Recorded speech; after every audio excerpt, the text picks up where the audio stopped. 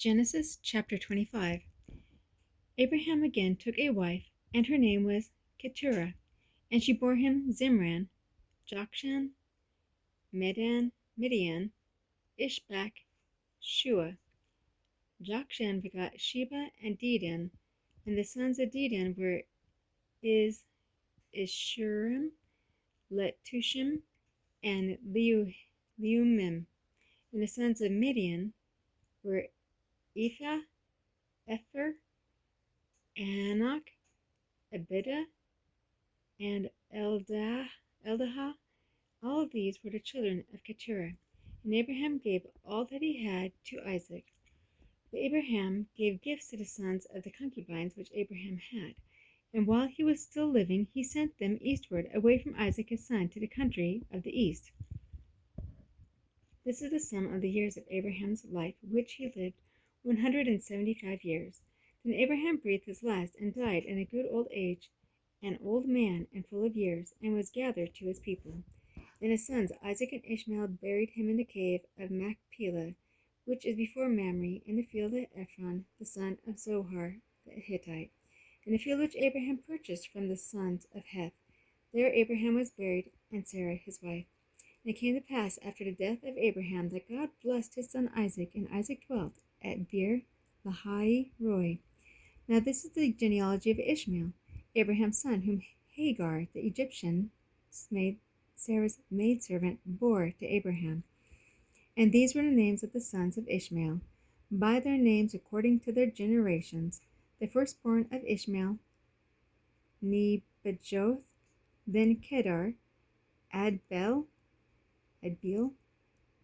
Mibsam, Mishma, Duma, Massa, Hadar, Tema, Jetur, Naphish, Kedemah. These were the sons of Ishmael, and these were the names by their towns and their settlements, 12 princes according to their nations. These were the years of the life of Ishmael, 137 years, and he breathed his last and died, and was gathered to his people. They dwelt in Havilah, as far as Shur, which is east of Egypt, as you go toward Assyria. He died in the presence of all his brethren. This is the genealogy of Isaac, Abraham's son. Abraham begot Isaac. Isaac was 40 years old when he took Rebekah his wife, the daughter of Bethuel, the Syrian, of Paddan Aram, the sister of Laban the Syrian. Now Isaac pleaded with the Lord for his wife, because she was barren, and the Lord granted his plea, and Rebekah his wife conceived. But the children struggled together within her, and she said, "If all is well, why am I like this?" So she went to inquire of the Lord, and the Lord said to her, 2 nations are in your womb, 2 peoples shall be separated from your body. One people shall be stronger than the other, and the older shall serve the younger. So when her days were fulfilled for her to give birth, indeed there were twins in her womb, and the first came out red. He was like a hairy garment all over, so they called his name Esau. Afterward his brother came out, and his hand took hold of Esau's heel, so his name was called Jacob. Isaac was 60 years old when she bore them. So the boys grew, and Esau was a skillful hunter, a man of the field, but Jacob was a wild man, dwelling in tents. Isaac loved Esau because he ate of his game, but Rebekah loved Jacob. Now Jacob cooked the stew, and Esau came in from the field, and he was weary. And Esau said to Jacob, "Please feed me with that same red stew, for I am weary." Therefore his name was called Edom. But Jacob said, "Sell me your birthright as of this day." And Esau said, "Look, I'm about to die, so what is this birthright to me?" Then Jacob said, "Swear to me as of this day." So he swore to him, and sold his birthright to Jacob. And Jacob gave Esau bread and stew of lentils. Then he ate and drank, arose, and went his way. Thus Esau despised his birthright. Chapter 26. There was a famine in the land, besides the first famine that was in the days of Abraham. And Isaac went to Abimelech, king of the Philistines, in Gerar. Then the Lord appeared to him and said, "Do not go down to Egypt. live in the land of which I shall tell you. Dwell in this land, and I will be with you and bless you. For you and your descendants I will give all these lands, and I will perform the oath which I swore to Abraham your father. And I will make your descendants multiply as the stars of heaven. I will give to your descendants all these lands, and in your seed all the nations of the earth shall be blessed, because Abraham obeyed my voice and kept my charges, my commandments, my statutes, my laws. So Isaac dwelt in Gerar, and the men of the place asked about his wife, and he said, She is my sister.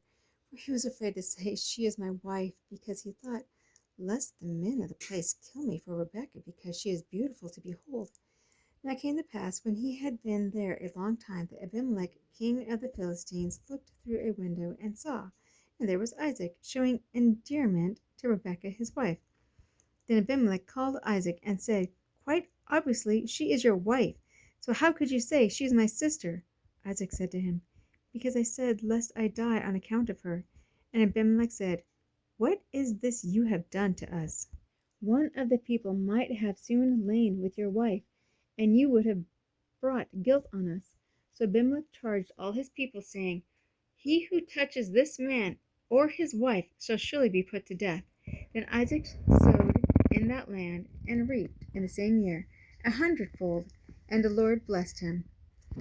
The man began to prosper and continued prospering until he became very prosperous, for he had possessions of flocks and possessions of herds and a great number of servants.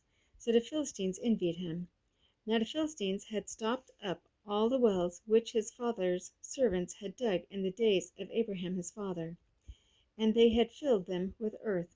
And Abimelech said to Isaac, Go away from us, for you are much mightier than we.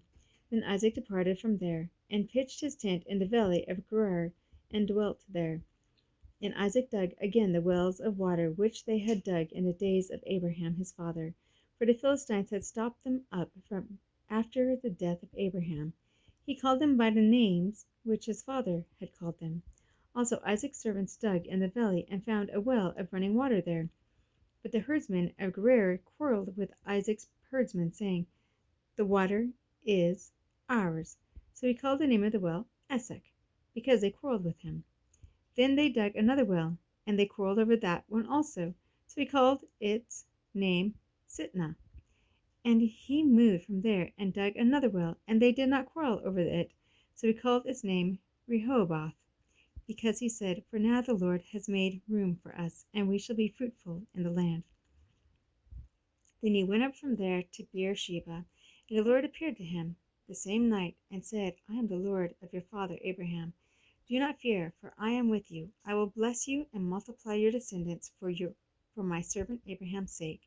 So he built an altar there and called on the name of the Lord, and he pitched his tent there. And there Isaac's servants dug a well.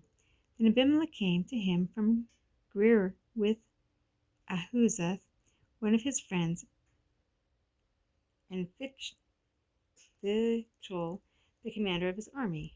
And Isaac said to them, Why have you come to me, since you hate me and have sent me away from you? But they said, We have certainly seen that the Lord is with you. So we said, Let there now be an oath between us, between you and us, and let us make a covenant with you, that you will do us no harm, since we have not touched you, and since we have done nothing to you but good, and have sent you away in peace. You are now the blessed of the Lord. So he made them a feast, and they ate and drank. Then they rose early in the morning, and swore an oath with one another, and Isaac sent them away, and they departed from him in peace. It came to pass the same day that Isaac's servants came and told him about the well which they had dug, and he said to them, We have found water. So he called it Sheba. Therefore the name of the city is Beersheba to this day.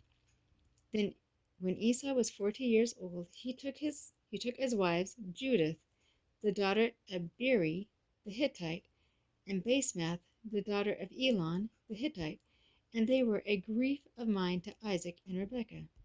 Matthew chapter 8, verses 1 to 17. 18.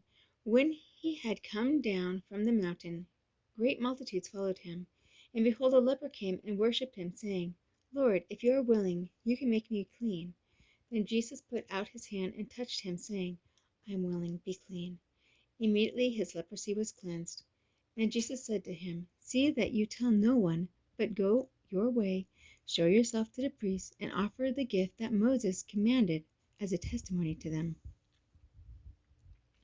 Now when Jesus had entered Capernaum, a centurion came to him, pleading with him, saying, Lord, my servant is lying at home, paralyzed, dreadfully tormented. And Jesus said to him, I will come and heal him. The centurion answered and said, Lord, I am not worthy that you should come under my roof, but only speak the word, and my servant will be healed. For I also am a man under authority, having soldiers under me, and I say to this one, Go, and he goes, and to another, Come, and he comes, and to my servant, Do this, and he does it. When Jesus heard it, he marveled, and said to those who followed, Assuredly I say to you, I have not found such great faith, not even in Israel. And I say to you that many will come from east and west and sit down with Abraham, Isaac, and Jacob in the kingdom of heaven. But the sons of the kingdom will be cast out into outer darkness. There will be weeping and gnashing of teeth. Then Jesus said to the centurion, Go your way, and as you have believed, so let it be done for you. And his servant was healed that same hour. Now when Jesus had come into Peter's house, he saw his wife's mother lying sick with a fever. So he touched her hand, and the fever left her, and she arose and served them. When evening had come, they brought to him many who were demon-possessed, and he cast out the spirits with a word, and healed all who were sick, that it might be fulfilled which was spoken by Isaiah the prophet, saying, He himself took our infirmities and bore our sickness.